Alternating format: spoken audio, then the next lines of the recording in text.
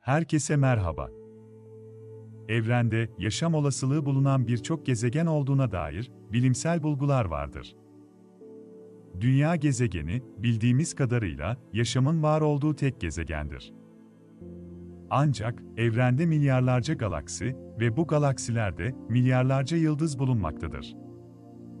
Bu yıldızların çoğunun etrafında da gezegenler olduğu düşünülmektedir. Bazı gezegenler, Dünya'ya benzer özelliklere sahip olabilir ve yaşam için uygun koşullara sahip olabilirler. Yaşamın var olabilmesi için, bazı temel koşulların yerine getirilmesi gerekmektedir. Bunlar arasında, su gibi sıvıların varlığı, uygun bir atmosferin bulunması, uygun sıcaklık aralığı, organik bileşiklerin varlığı gibi faktörler bulunur. Bilim insanları, yaşamın var olabileceği gezegenleri araştırmak ve tespit etmek için çeşitli yöntemler kullanmaktadır. Örneğin, uzay teleskopları ve gezegen avcısı teleskoplar aracılığıyla uzak gezegenleri inceleyerek yaşamın olasılığını değerlendirmeye çalışmaktadırlar. NASA'nın Kepler ve TESS misyonları gibi teleskoplar, yüzlerce potansiyel olarak yaşanabilir gezegen keşfetmiştir.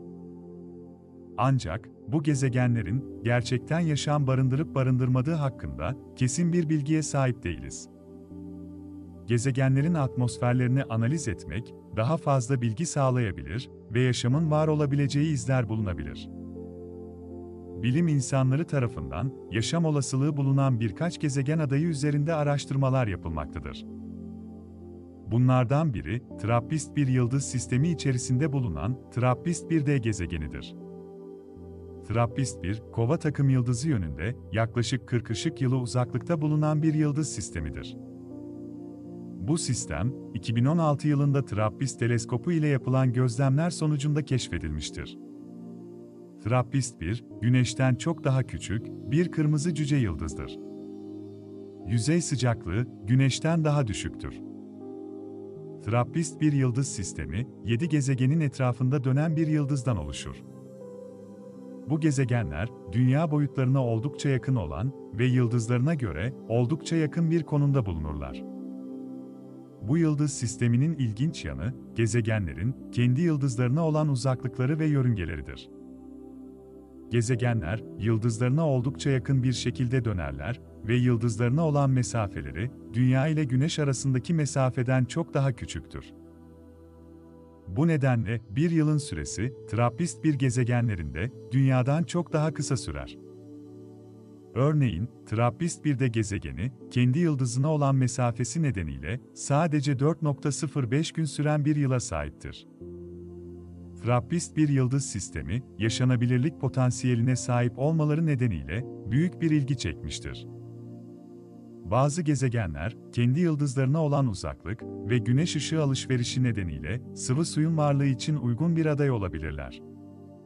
Sıvı suyun varlığı, yaşamın gelişebilmesi için önemli bir faktördür. Bu nedenle, TRAPPIST-1 gezegenleri, yaşamın var olabileceği gezegenler olarak araştırmacıların ilgisini çekmiştir. TRAPPIST-1 gezegenlerinin keşfi, transit metodu adı verilen bir gözlem tekniği kullanılarak gerçekleştirilmiştir. Bu teknik, bir gezegenin kendi yıldızının önünden geçtiği ve yıldızın parlaklığında hafif bir düşüşe neden olduğu zamanlarda kullanılır.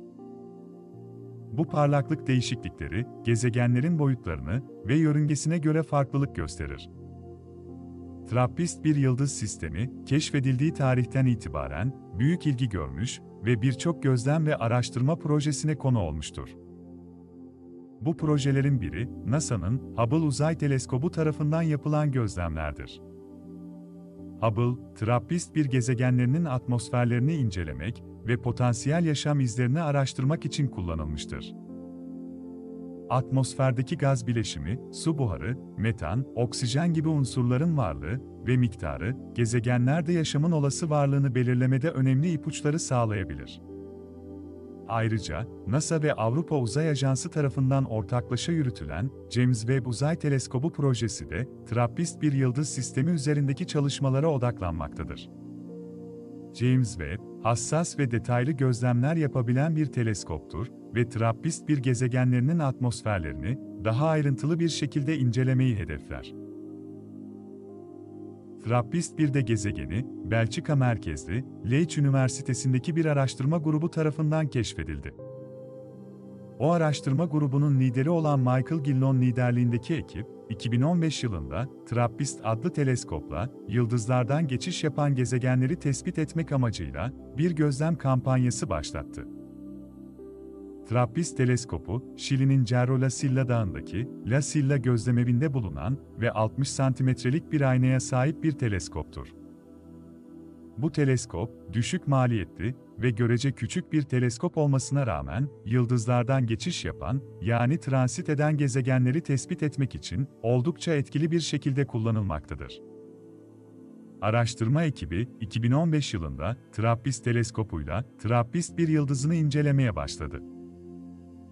TRAPPIST-1, Kova takım yıldızı yönünde yaklaşık 40 ışık yılı uzaklıkta bulunan kırmızı bir cüce yıldızdır. Bu yıldız, Güneş'ten daha küçük ve daha soğuk olup, yüzey sıcaklığı daha düşüktür. Araştırma ekibi, yıldızın etrafında dönen gezegenlerin varlığını tespit etmek için yıldızın parlaklık değişimlerini izledi. Bir gezegen, yıldızın önünden geçtiğinde, yani transitten geçtiğinde, yıldızın parlaklığında hafif bir düşüş meydana gelir. Bu düşüş, gezegenin boyutuna ve yörüngesine bağlı olarak belirli bir düzenlilik gösterir. Araştırma ekibi, TRAPPIST-1 yıldızının etrafında transitten geçen 7 gezegenin varlığını tespit etti. Bu gezegenlerin boyutları Dünya'ya benzer ve Dünya'nın yörüngesinde dönen bir gezegene benzer özellikler taşıdığı düşünüldü. Bunlardan biri de TRAPPIST-1'de gezegenidir. TRAPPIST-1'de gezegeninin keşfi, 2016 yılında Nature dergisinde yayımlanan bir makale ile duyuruldu. Bu keşif, potansiyel olarak yaşanabilir gezegenlerin keşfi açısından büyük bir öneme sahip oldu ve gezegenin yaşamın var olabilmesi için gerekli koşullara sahip olabileceği düşünüldü. Umut vaat eden bu gezegenin keşfi, dünya genelindeki astronomi topluluğunda büyük bir ilgi uyandırdı ve daha fazla gözlem ve araştırma yapmaya teşvik etti. Gezegen, kendi yıldızına göre nispeten daha soğuk bir bölgede yer aldığı için sıvı suyun varlığı için uygun bir aday olarak değerlendirildi. Bunların yanı sıra, TRAPPIST-1'de gezegeninin yaşanabilirlik için gerekli koşulları sağlaması için diğer faktörler de önemlidir. Örneğin, güneş rüzgarlarına karşı koruyucu bir manyetosferin varlığı, gezegenin atmosferini ve yüzeyini koruyarak yaşamın gelişimi için önemlidir. Ayrıca, gezegenin kimyasal bileşimi, elementlerin ve besin maddelerinin varlığı, organik bileşiklerin oluşumu gibi faktörler de yaşamın varlığını etkileyebilir. Yaşam olasılığı bulunan bir diğer önemli gezegen ise Kepler 452b gezegenidir. Bu çarpıcı gezegen, Kepler Uzay Teleskobu tarafından keşfedilen ve Dünya'ya benzerlik gösteren bir gezegendir. Kepler 452b'nin keşfi, NASA'nın Kepler Uzay Teleskobu tarafından yürütülen Kepler görevi kapsamında gerçekleştirildi. Kepler Uzay Teleskobu, 2009 yılında fırlatılmış ve Güneş sistemi dışında bulunan gezegenleri tespit etmek amacıyla tasarlanmıştır. Kepler 452b'nin keşfi, 23 Temmuz 2015 tarihinde açıklanan Kepler görevinin 4. kataloğunda yer aldı. Bu gezegen, Kepler Uzay Teleskobu tarafından düzenli olarak gözlemlenerek transit yöntemiyle tespit edildi. Bu önemli gezegen, Kepler 452 isimli yıldızın etrafında döner. Bu yıldız, Güneş'e benzerliğiyle dikkat çeker ve G tipi bir yıldızdır. Kepler 452b'nin kendi yıldızına olan uzaklığı, Dünya'nın Güneş'e olan uzaklığıyla benzerlik gösterir. Kepler 452b'nin çapı ve kütlesi, Dünya'ya oldukça yakın olup benzerlik göstermektedir. Bu nedenle Kepler 452b, Dünya'nın kuzeni olarak tanımlanmaktadır. Yaşanabilirlik potansiyeli, yıldızına olan uzaklığı ve yüzey sıcaklığı gibi faktörlere bağlıdır. Yıldızına olan mesafesi, gezegenin alacağı güneş ışığı miktarını belirler ve yüzey sıcaklığını etkiler. Yüzey sıcaklığı, Dünya'ya benzerlik gösterdiği için sıvı suyun var olma olasılığı daha yüksektir. Ancak, Kepler 452b'nin atmosferi, bileşimi ve diğer faktörler hakkında daha fazla bilgi edinmek için ileri araştırmalar gerekmektedir. bu çılgın gezegenin keşfi, dünya benzeri gezegenlerin varlığını ve yaşamın evrende olma olasılığını daha da güçlendirmiştir. Yaşanabilirlik açısından önemli bir aday olarak kabul edilmekte ve gelecekteki gözlemler ve araştırmalarla daha fazla bilgi edinmeyi hedeflemektedir. Gliese 581g gezegeni, yaşam olasılığı ile dikkat çeken bir başka önemli gezegendir. Gliese 581g'nin keşfi, 29 Eylül 2010 tarihinde bir araştırma ekibi tarafından yapılan çalışma sonucunda duyuruldu. O araştırma ekibi, Kaliforniya Üniversitesi Sanat ve Bilim Koleji'nde yer alan bir grup bilim insanı ve gökbilimciden oluşmaktaydı. Keşif, Gliese 581 yıldız sistemini inceleyen bir Doppler spektroskopisi çalışması kullanılarak gerçekleştirildi. Doppler spektroskopisi, bir yıldızın hareketinden kaynaklanan hız değişikliklerini inceleyerek gezegenlerin varlığını tespit etmeye yönelik bir tekniktir. Bu teknik, bir yıldızın ışığının kırmızıya veya maviye kayması olarak adlandırılan Doppler kayması sayesinde gezegenin varlığını ortaya çıkarır. Gliese 581g gezegeni, kendi yıldızı Gliese 581 etrafında yörüngede dönen 6. bir gezegen olarak tespit edildi. Bu gezegenin yıldızına olan uzaklığı, yaşanabilir bölge olarak adlandırılan bölgede yer alması ve sıvı suyun olma olasılığını taşıması nedeniyle büyük ilgi uyandırdı. Ancak, Gliese 581g gezegeninin varlığı bugün tartışmalı bir konudur. Bazı bilim insanları, keşfi desteklerken, diğerleri ise bu gezegenin varlığına dair yeterli kanıtların olmadığını savunmaktadır. Tartışmaların ana nedeni, Doppler spektroskopisi yönteminin doğruluğu ve gezegenin varlığının başka gözlemlerle doğrulanamamasıdır. Gliese 581g gezegeninin atmosferi hakkında ise, doğrudan gözlemler veya analizler yapılmamıştır. Dolayısıyla, atmosfer bileşimi veya diğer özellikleri hakkında kesin bilgilere sahip değiliz. Gezegenin yaşanabilirlik potansiyeli ve atmosferi hakkında daha fazla araştırma yapılması gerekmektedir. Kepler-62e, yaşanabilirlik potansiyeli olan bir başka eksoplanettir.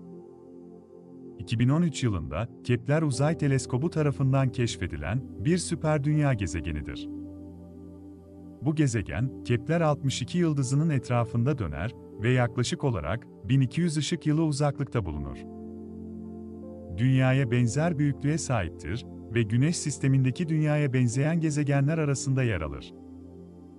Yaşanabilirlik potansiyeline sahip olmasının nedeni, kendi yıldızına olan uzaklığı ve yıldızdan aldığı enerjinin suyun sıvı halde kalabileceği bir aralıkta olmasıdır. Bununla birlikte, gezegenin atmosferi hakkında kesin bilgilere sahip değiliz.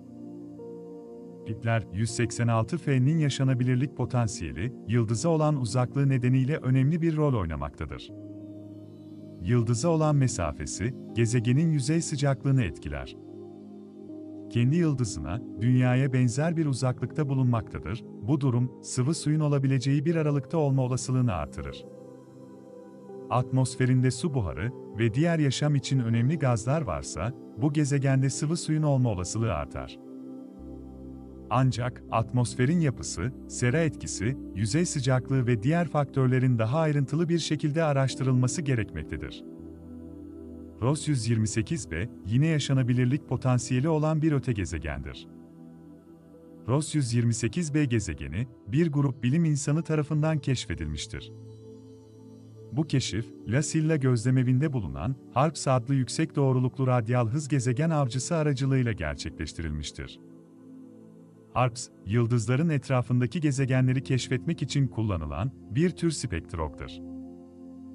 15 Kasım 2017 tarihinde yapılan bir basın açıklamasında, Avrupa Güney Gözlemevi tarafından Ross 128 yıldızı etrafında bir süperdünya gezegeni keşfedildiği duyurulmuştur. Ross 128b'nin keşfi, geniş bir uluslararası araştırma ekibi tarafından gerçekleştirilen çalışmalar sonucunda elde edilen verilerin analiziyle ortaya çıkmıştır. Bu ekip, Ross 128 yıldızının radyal hızını ölçerek gezegenin varlığını tespit etmiştir. Ross 128b, bir yıldızın etrafında dolanan bir gezegen olduğu ve yaşanabilirlik potansiyeli taşıdığı belirlenmiştir. Keşif, teleskoplar ve veri analizinde uzmanlaşmış birçok bilim insanının katkılarıyla gerçekleştirilmiştir. Ross 128b keşfi, gezegen avcısı HARPS'in hassaslığı ve gözlem verilerinin detaylı analizi sayesinde mümkün olmuştur. Bu keşif, gezegen avcısı teknolojisinin gelişimi ve gökbilim araştırmalarında uluslararası işbirliğinin önemini vurgulayan bir örnek olarak kabul edilir. Bu gezegen, Ross 128 yıldızı etrafında döner ve yaklaşık olarak 11 ışık yılı uzaklıkta bulunur. Güneş sistemindeki Dünya'ya benzer büyüklükte bir gezegen olarak sınıflandırılır. Ross 128b'nin yaşanabilirlik potansiyeli, yıldıza olan uzaklığından kaynaklanmaktadır. Ross 128 yıldızı, Güneş'ten daha küçük ve daha soğuk bir kırmızı cücedir. Kendi yıldızına oldukça yakın bir yörüngede bulunur ve bu nedenle yüzey sıcaklığı potansiyel olarak sıvı suyun olabileceği bir aralıkta olabilir. Yörünge periyodu yaklaşık 10 gündür. Kendi yıldızından yeteri kadar ışık almaktadır. Dünya'nın kütlesine yakın bir kütleye ve boyuta sahiptir. Bir diğer önemli gezegen ise Tau Ceti E gezegenidir. Dünya'ya yakın bir yıldız olan Tau Ceti yıldızı etrafında dönen bir gezegendir. Güneş sisteminden yaklaşık 11,9 ışık yılı uzaklıkta bulunan bir yıldızdır ve Tau Ceti, bu yıldızın bilinen 4. gezegenidir. İlk olarak 2012 yılında keşfedilmiştir. Kendi yıldızı etrafında yaklaşık 168 günlük bir yörünge süresine sahiptir. Bu durum, gezegenin yıldızına olan yakınlığını gösterir. Atmosferi hakkında da çok az bilgi bulunmaktadır. Bu Ceti-E'nin keşfi, gezegen avı çalışmalarının bir parçası olarak gerçekleştirilen uzun süreli gözlemler sonucunda elde edilmiştir.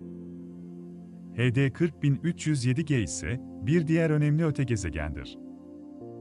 HD 40307, Güneş sisteminden yaklaşık 42 ışık yılı uzaklıkta bulunan bir yıldızdır.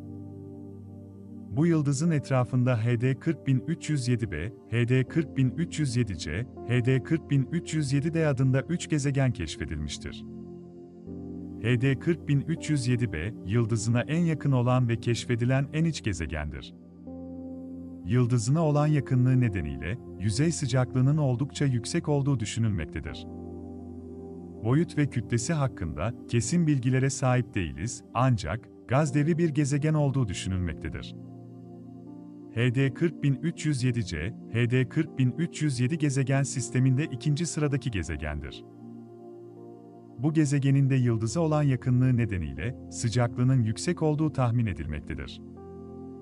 HD 40307c'nin boyutu ve kütlesi hakkında da tam bir bilgi bulunmamaktadır. HD 40307'de gezegen sisteminde 3. sırada bulunan bir gezegendir. Diğer iki gezegenden daha dışta bulunur ve daha soğuk bir bölgede yer alır. HD 40307d'nin de boyutu ve kütlesi hakkında net bilgilere sahip değiliz. HD 40307 gezegen sistemi, 2008 yılında bir grup gökbilimci tarafından keşfedildi. Keşif, teleskoplar aracılığıyla yapılan gözlemler ve yıldızın Doppler etkisiyle ilgili verilerin analiziyle gerçekleştirildi. Bu keşif, daha fazla araştırma ve gözlemle daha fazla bilgi edinmeyi mümkün kılabilir. Sıvı suyun varlığı, yaşanabilir gezegenlerin keşfi açısından büyük bir öneme sahiptir. Yaşamın temel bileşenlerinden biridir ve dünyadaki yaşamın varlığıyla ilişkilidir. Bu nedenle sıvı suyun varlığını araştırmak, yaşanabilir gezegenlerin bulunmasında önemli bir göstergedir. Sıvı suyun varlığı, yaşamın potansiyel olarak mevcut olabileceği koşulların bulunabileceğini gösterir. Su bulunan ortam, kimyasal reaksiyonların gerçekleşebilmesi ve organik bileşiklerin oluşabilmesi için önemli bir ortamdır. Ayrıca, su yaşamın devamlılığı için gerekli olan bir çözücüdür ve metabolik süreçlerin gerçekleşmesinde kritik bir rol oynar. Bir gezegen, yıldızına uygun bir mesafede bulunmalıdır. Yıldıza çok yakın olduğunda su buharlaşabilir, çok uzak olduğunda ise donabilir. Sıvı suyun varlığı için, gezegenin yaşanabilir bölgede yer alması gerekmektedir. Bu bölge, yıldızın etrafında suyun sıvı halde bulunabileceği mesafeyi ifade eder. Bir gezegenin atmosferi de sıvı suyun varlığını etkileyebilir. Atmosfer, sera etkisi yoluyla gezegenin sıcaklığını düzenleyebilir. Ancak sıvı suyun varlığı tek başına yaşamın var olduğu anlamına gelmez. Sıvı suyun yanı sıra yaşamın devamı için diğer önemli faktörler de göz önünde bulundurulmalıdır. Yaşamın temel bileşenleri olan organik moleküllerin ve diğer kimyasal bileşenlerin varlığı önemlidir. Sıvı suyun yanı sıra amino asitler, nükleik asitler ve diğer organik moleküller gibi önemli bileşenlerin de bulunması gerekir. Yaşamın devamı için enerji kaynağı gereklidir. Güneş benzeri bir yıldızın etrafında dönen bir gezegende, güneş ışığı bu enerji kaynağını sağlar. Ancak başka bir enerji kaynağı da, örneğin, volkanik aktivite veya kimyasal reaksiyonlar gibi kaynaklar mümkün olabilir. Atmosfer, gezegenin sıcaklığını düzenler ve yaşam için önemli olan gazların bulunmasını sağlar. Örneğin, oksijen ve karbondioksit gibi gazların uygun oranlarda bulunması önemlidir. Manyetik alanlar, gezegenin yüzeyine gelen zararlı güneş radyasyonunu engelleyebilir. Bu faktörler, yaşanabilir bir gezegenin sadece sıvı suyun varlığına bağlı olmadığını göstermektedir. Bir gezegenin yaşanabilirlik potansiyelini değerlendirmek için tüm bu faktörlerin bir arada ele alınması gerekmektedir. Bilim insanları, uzay teleskopları ve diğer araştırma yöntemleriyle uzak gezegenlerin özelliklerini inceleyerek yaşanabilirlik hakkında daha fazla bilgi edinmeye çalışmaktadırlar. Bilimsel içeriklerden haberdar olmak için Bilim Peşinde'ye abone olmayı unutmayınız.